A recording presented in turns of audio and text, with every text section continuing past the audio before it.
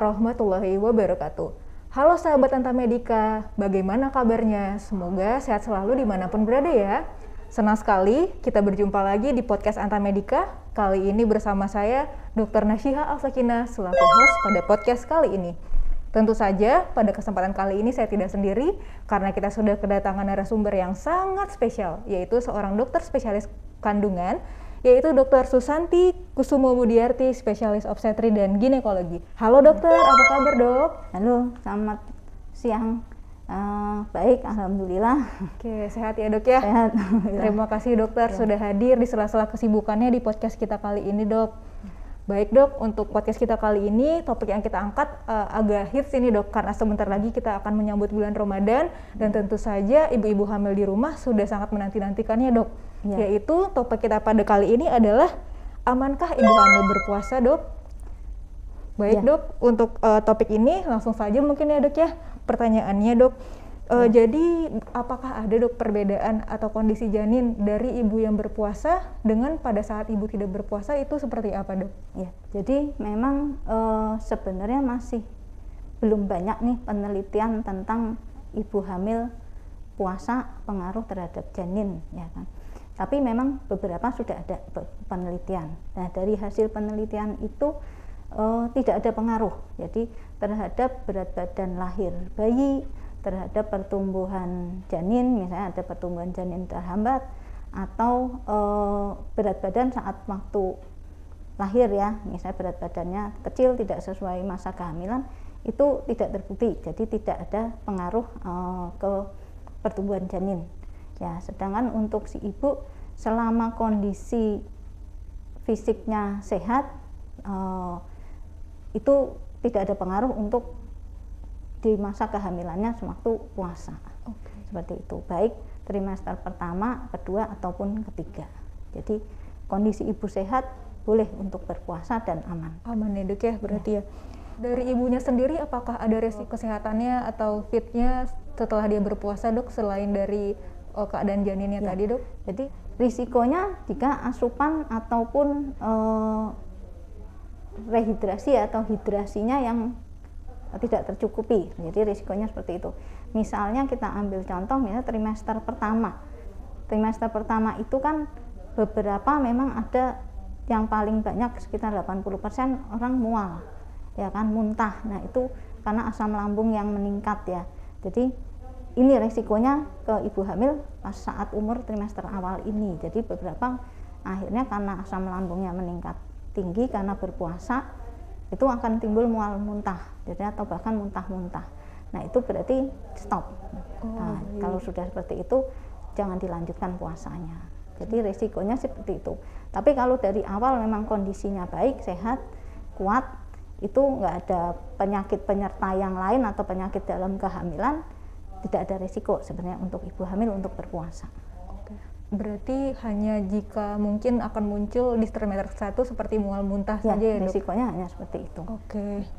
Selanjutnya dok, tanda-tanda khusus atau misalnya hal-hal yang perlu diperhatikan dok ketika ibu hamil ini sedang menjalani puasa, kapan dia harus membatalkan atau tanda-tanda bahaya ketika dia berpuasa sehingga di bulan itu dia tidak berpuasa, atau mungkin sebaiknya dia mengganti saja dengan fidyah atau di bulan selanjutnya dok? Ya, jadi kalau seorang ibu hamil, jadi bagusnya sih sudah cek dulu nih ke entah ke bidan, ke dokter atau fasilitas kesehatan yang lain untuk memastikan kondisi si ibu. Jadi kondisinya memang sehat nggak, terus boleh nggak, seperti itu. Jadi kalau memang dari awal dia sudah ada penyakit penyerta, misalnya hipertensi, itu kan berarti jangan untuk berpuasa. Ada diabetes, itu berarti jangan untuk berpuasa. Nah, di luar penyakit dalam kehamilan, seandainya nih memang si ibu misalnya puasa, tahu-tahu dia di hari itu mual muntah atau muntah lebih dari 3 kali, ada baiknya dibatalkan puasanya. Jadi jangan dilanjutkan. Ada diare, itu pun jangan, karena berat nanti barangkali dehidrasi ya dengan diare itu. Nah itu berarti dibatalkan. Ada perdarahan, itu pun bisa di stop. Ini untuk apa? Puasanya, seperti itu. Ya, jadi mual, muntah, diare, perdarahan, ya kan? Atau misal waktu cek saat antenatal care berat badan bayinya kurang waktu saat dikontrol, itu pun jangan dilanjutkan puasanya. Terus ibunya ada penurunan berat badan, itu juga stop, jangan melakukan puasa seperti itu. Berarti memang kalau ada tanda-tanda itu ibunya tidak dianjurkan untuk berpuasa ya dok ya? Ibunya sangat haus, misalnya tuh hari ini kok haus sekali sampai pusing, kayaknya lemes, ya sudah dibatalkan. Berarti itu entah mungkin hipoglikemi, dehidrasi, berarti jangan dilanjutkan. Oke. Terkait dehidrasi tadi nih dok, kira-kira saran dari dokter sebagai dokter kandungan sebaiknya berapa asupan cairan yang harus dikonsumsi ibu hamil saat berpuasa dokter? Cairan biasanya kita sekitar 2,5 sampai 3 liter untuk ibu hamil. Jadi seandainya dibagi rata-rata misalnya 1 gelas itu sekarang kan sekitar 200 atau 300 mililiter ya. Jadi paling enggak 8 gelas sehari. Nah, saat puasa kita bisa menyiasati misalnya 2 gelas pas waktu sahur, nanti 2 gelas waktu buka, kita udah dapat 4 gelas tuh.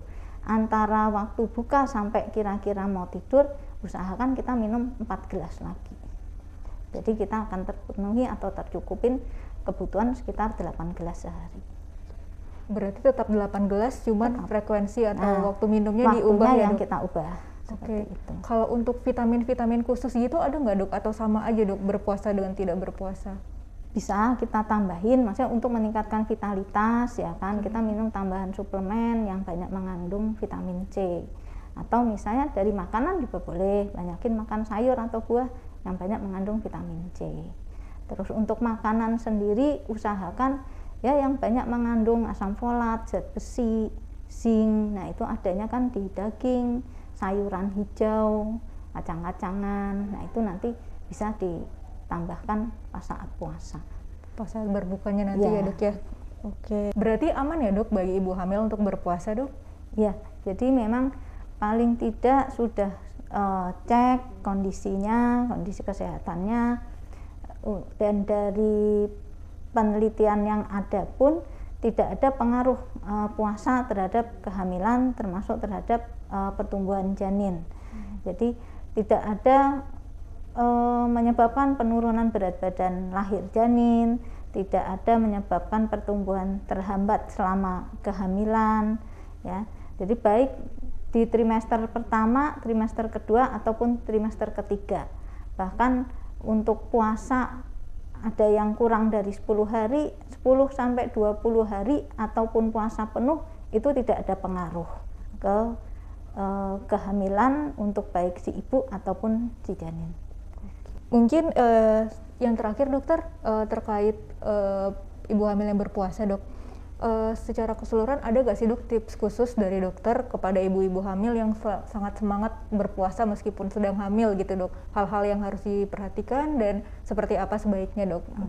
Ya jadi memang pengaturan pola makan ya, karena memang akan berisiko seandainya kita asupan makanan atau hidrasinya kurang. Jadi itu yang kita siasatin saat puasa ini biar puasa juga lebih nyaman ya kan.